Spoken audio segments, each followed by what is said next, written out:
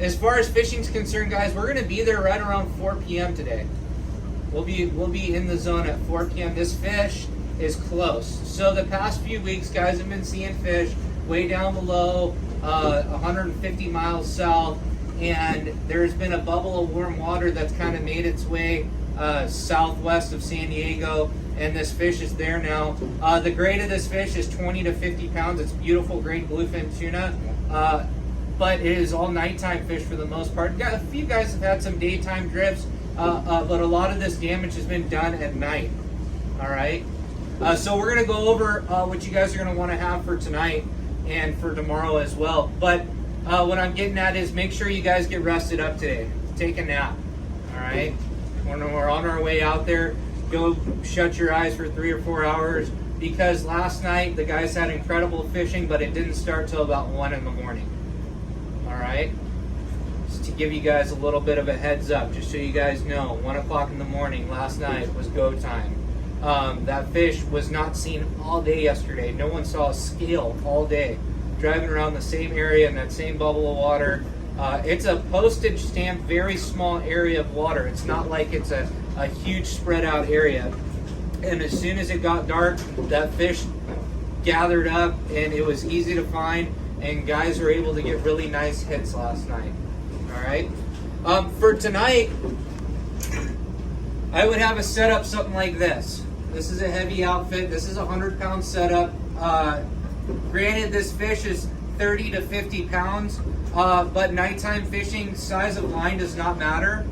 And I always, go back to the term, if I can get away with fishing 500-pound test, I will. It makes life a whole hell of a lot easier. All right. This is a 250-gram SK jig. This is probably my, one of my favorite jigs to fish with right here. Knife jig fishing at night works really well. I like knife jigs over the flat fall style jigs. Those swish jigs work really well. I don't recommend having a 500-gram knife jig rigged up for the size of this fish. Granted, I have seen a 20-pound fish inhale a 500-gram knife jig, but you're going to get way more bites with a jig like this. All right. How you fish these jigs is really simple, guys. 90% of your bites come on the drop. All right. When I get us lined up on a school, I will notify you guys. Get ready. I got a school. That's when you want to grab your rod. You want to make sure you're ready to go. And the key is keeping your jig as straight up and down as possible. All right. With the little bit of swell that we have right now, the boat's going to be drifting pretty fast, and you're going to notice a lot of angle in your line. I will tell you guys how deep I'm marking the fish. The majority of the time, especially with fish of this grade, 180 feet is going to be the magic number, 180 to 240 feet. I'll tell you, you guys will hear that 73 times tonight, all right? Hopefully. 180 to 240 feet, all right? A good question is, I always get this all the time, well, is how do I know when I'm 180 to 240 feet? Well, a lot of guys like to mark their line. Yeah, that works awesome, okay? For me, I don't have the patience to drag my line up and down the boat 5 times to get every mark down, I don't put any marks on my lines. But when I come to a stop, guys, I'll say, okay, go ahead and let them go. If I say I'm lining up on a school, that's not your cue to just drop it down right away. You want to wait for the boat to come to a stop, and I'll say, okay, let them go, guys. We may still be sliding a little bit, but letting that jig fall as fast as possible, all right, without getting a backlash. You want that jig to be falling at a fast clip. As you're dropping it, guys, the best thing to do, for me anyway, is I keep it under my left arm like this. I let it sink as fast as I can, And once I know that I'm about that 180 to 240 feet range, I let it go a little bit further. I'll let it drop down to 300 feet.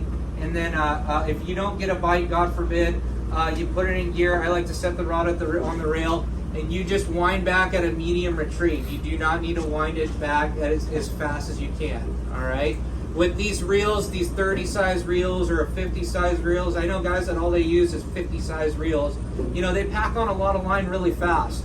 It's not like a smaller, you know, SX size reel, or, you know, you need to wind as fast as you can to get, you know, any ground back. One wind of this and you're packing on a lot of line. As you get bit, guys, it feels like you've hit the bottom. All right, your jig comes to a complete stop. It's an awesome feeling. It's not what you would think. They don't just freight train you and start ripping line off the reel. It just comes to a total stop. And the best thing to do when you guys get a bite is calmly, because that's really hard to do when you get a bite, right? Because it's so exciting. Put it in gear. You want to make sure you have a nice tight drag. Obviously, you don't want it to be too tight where you're going to bust them off. But with this grade of fish, if you're fishing 100-pound test, that's what this is right here. I find it very, you know, highly unlikely that you are going to bust them off. But I like to have a nice, you know, tight drag. Put it in gear and just wind tight. All right. Once you wind tight, you do not want to swing whatever you do. Once you wind tight, then you can go in and start biting your fish. Bluefin are tricky at night. You don't know what they're going to do. They do a lot of maneuvering, a lot of juking around, especially the smaller grade fish.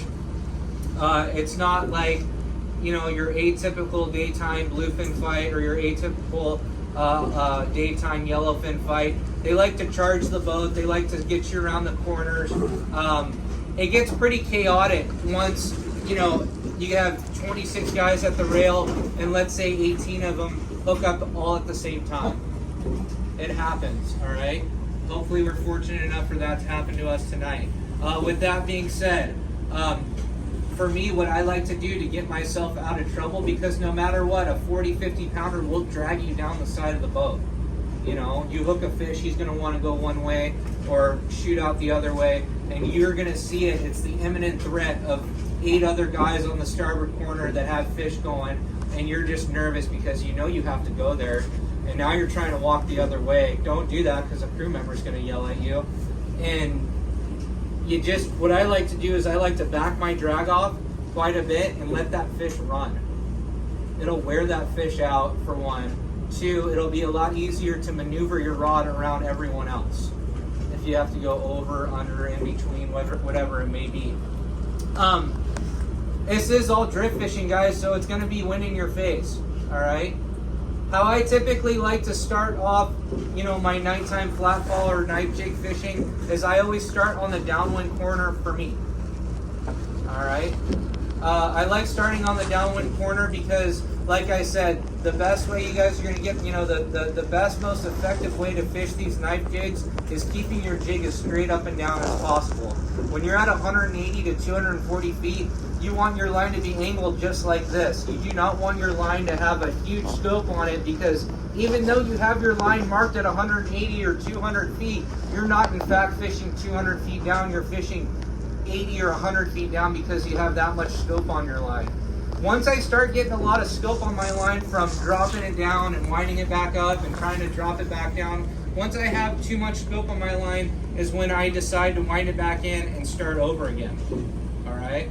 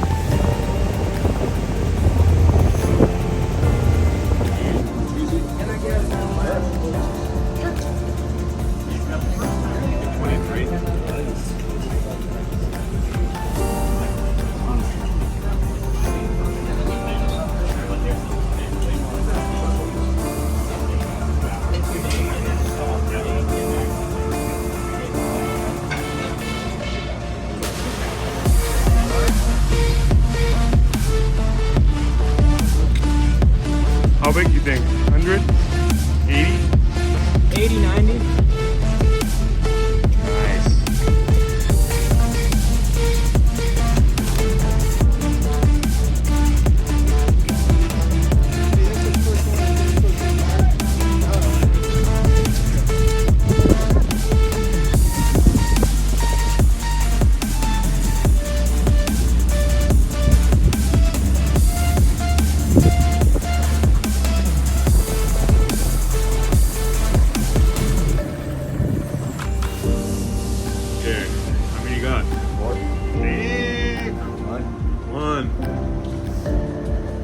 Oh, sorry. I mean, you good? Oh, sorry. Nice. Scott. Derek. Forget you. 3, nice. Got the big boy right there. Yeah. This is the hardcore